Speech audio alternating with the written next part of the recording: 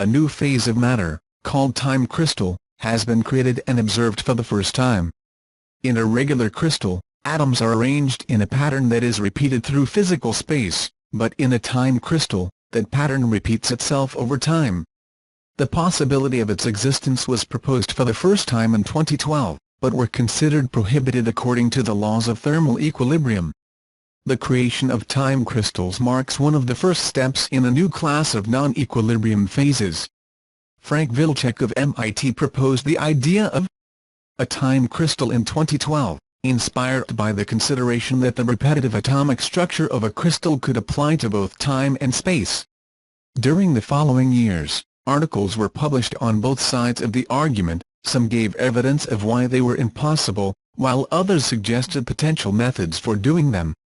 In 2016, a team from the University of California, Berkeley, described how to create time crystals in a laboratory environment, and it is this technique that ultimately bore fruit.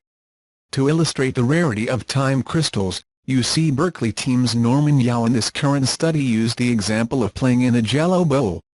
It is expected to respond instantly with a jolt that slowly stabilizes until it resumes again, and the jiggling only restarts if it rings again.